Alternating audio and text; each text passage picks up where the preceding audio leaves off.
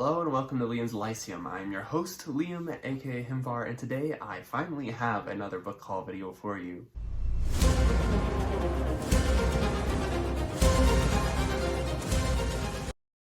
And now it is Sword and Sorcery November, as you may know if you've been watching my channel, which just means I've been focusing on reading Sword and Sorcery, but today I have an exclusively Sword and Sorcery book haul video for you. I know, super exciting. I'm going to try to keep you entertained here, since I know some of you aren't really big into Sword and Sorcery, but these might be some good books that work as recommendations for you as well. I'm going to start with some different stuff.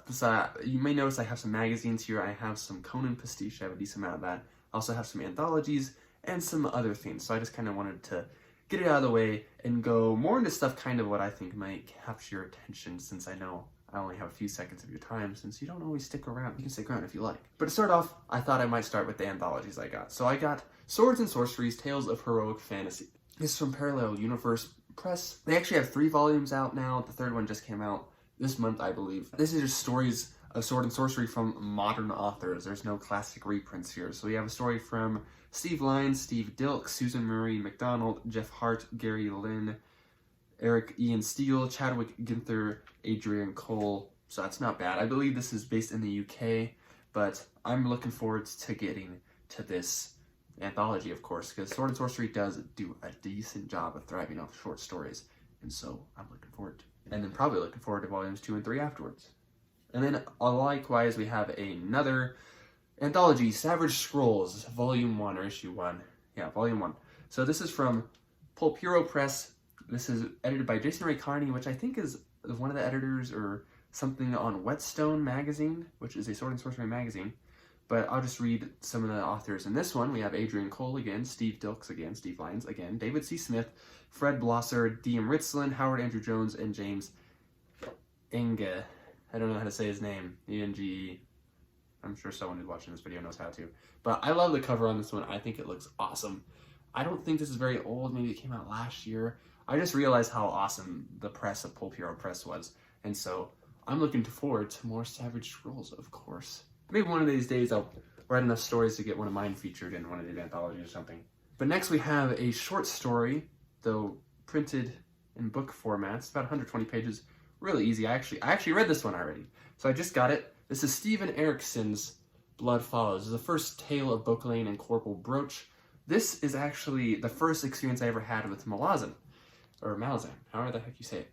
So I thought it would be fun, and since it's Sword and Sorcery November anyways, I was in Sword and Sorcery mood. This is super short, that I had to read this first. And it was a pretty good experience. I'm really enjoying it. In fact, after I finished it, I just went right into Guardians of the Moon, though that's not Sword and Sorcery, so ignore it. It doesn't exist. Yeah. This is a tale that is kind of in the spirit of Leiber. It takes place in the Lamentable Mole, which a few people on the back and on the inside slip compare it to Leiber's Linkmar.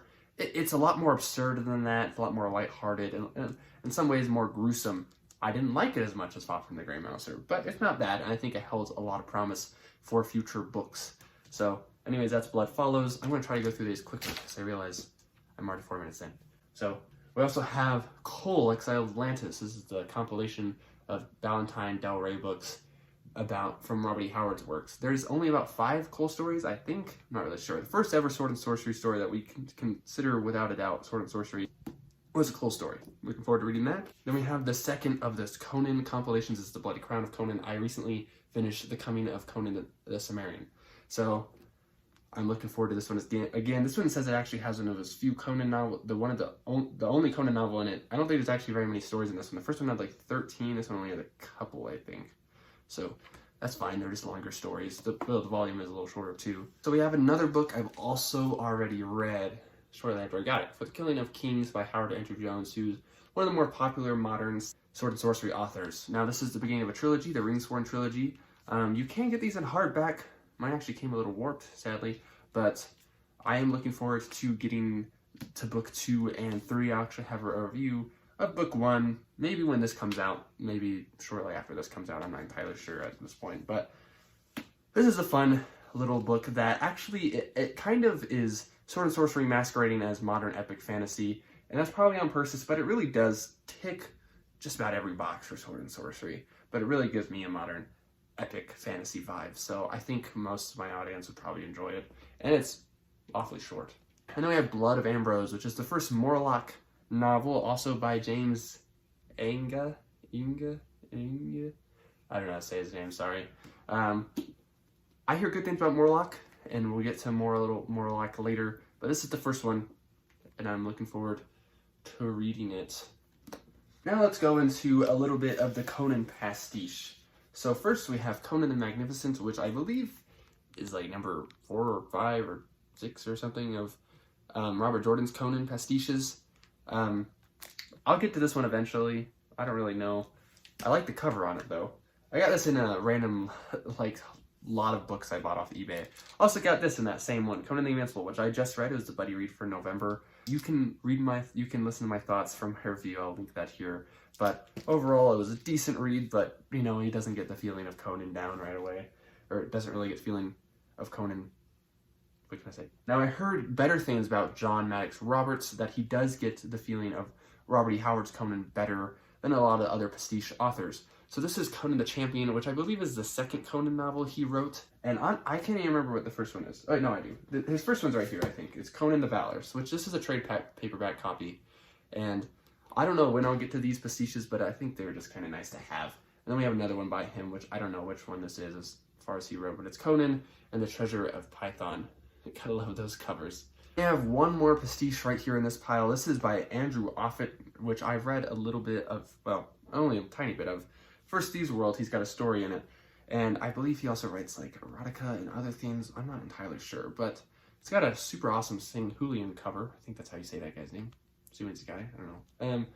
But I haven't heard anything about this one. It just happened to be in the haul I got. So it also seems to be illustrated of sorts. I don't know. If you have any information on it, it's Conan and the Sorcerer.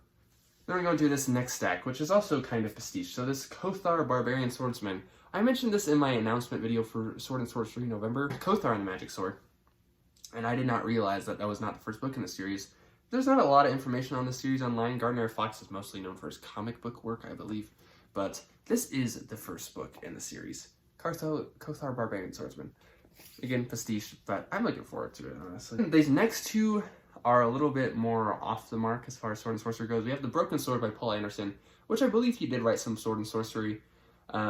I mean, on the back it literally says Sword and Sorcery with a Vengeance. But I hear this came out actually the same year as Fellowship of the Ring, I believe, or maybe the same year as one of the Lord of the Rings books. And I hear good things. It's not super long, it's about 200 pages, and I hear it's very underrated. So, we'll have to see. Along those lines, I have Eric Bright Eyes by H. Rider Haggard. This is Proto Sword and Sorcery. This book's actually from 1890, I believe, though this, of course, is a more recent copy. More of inspired by Norse sagas type thing. And then we have 2 copies of a book that is supposedly a little hard to find. I feel kind of bad that I have 2 copies here, and I'm thinking about doing a giveaway for one of these. Let me know what you think. Let me know if you think I should. But this is John C. Hocking's only Conan novel. He's pretty known for his short stories he does with modern, magazines. But his only Conan novel I hear is also really good.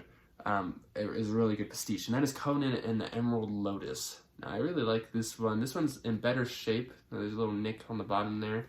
This book apparently is decently hard to find. I have really good eBay skills, but besides that, anyways, here's the original version. Conan and Emerald Lotus, more of a trade paperback size.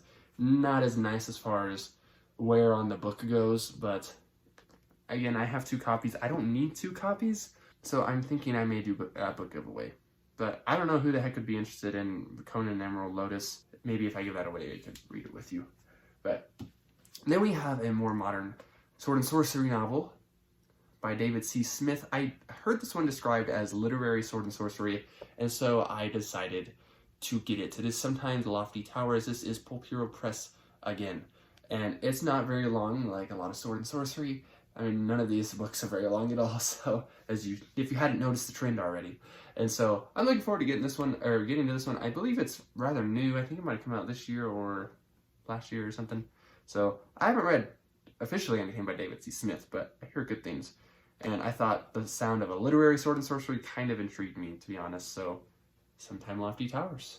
And then finally, we have the last stack. Now, this one is mostly magazines. But I want to get these 4 books out of the way real quick. I bought these kind of on a whim, just a random lot of books. It's Brack the Barbarian versus the Sorceress. I don't believe that's the first Brack novel. This is by John Jakes, but if anyone has anything good to say about these, I'm sure they're mostly pastiche of Conan, or, you know, ripoffs, I guess. Thongor Against the Gods by Lynn Carter. It totally sounds like a Conan thing.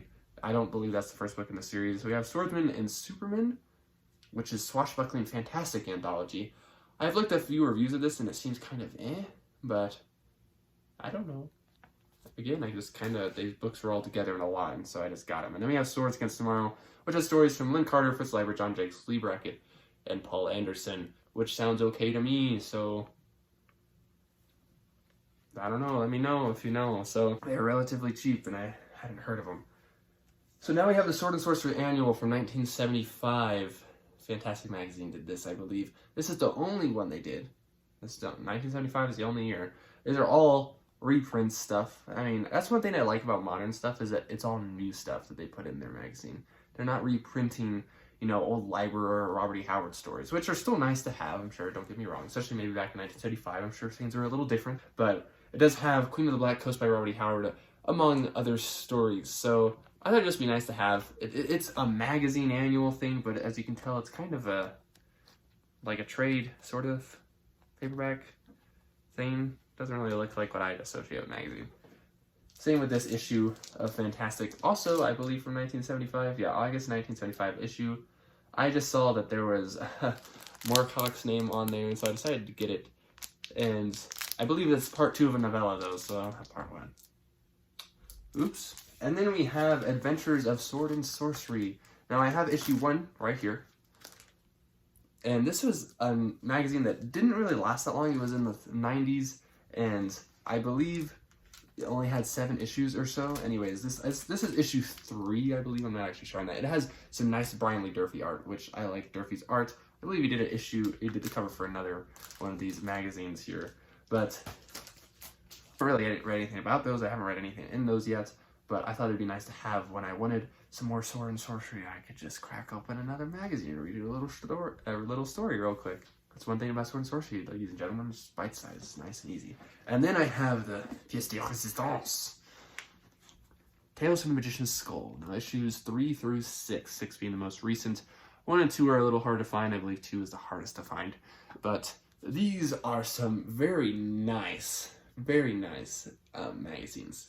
They're published by Goodman Games. Praises the Skull for teaching us all about the evils of water chestnuts and giving us the Day of Might, which I did a video on. That was back in October. There's issue number 4. This is edited by Howard Andrew Jones, which I had one of his books in this haul here. And great stories in here. As far as I'm aware, it's actually funny because I haven't read any of these yet. I'm really looking forward to it. Now this one, if you notice, has Fafhrd the Grey Mouser. There is authorized pastiche for Fafhrd the Grey Mouser. I might have to do a separate video on that because I'm sure there's some Fafhrd the Grey Mouser out there, fans out there who would like to read some official Fafhrd the Grey Mouser stories. Though not by Leiber, I know that might not be the biggest thing for some people. I don't think there's any other pastiches out there. But there is a little story in here by Nathan Long, who is known for his Sword and Sorcery work. He did, probably most notably, he did some Warhammer novels. And so, but in the Sword and Sorcery vein. And anyways, though, you can tell my desk is empty of books right here. So that's my haul. Let me know if you think any of those look really cool. I would really recommend you guys get on the Magician's Skull thing. There is a Kickstarter going on right now. By the time this comes out, it might be over. So I'll try to get this video out so it's not over by the time this comes out.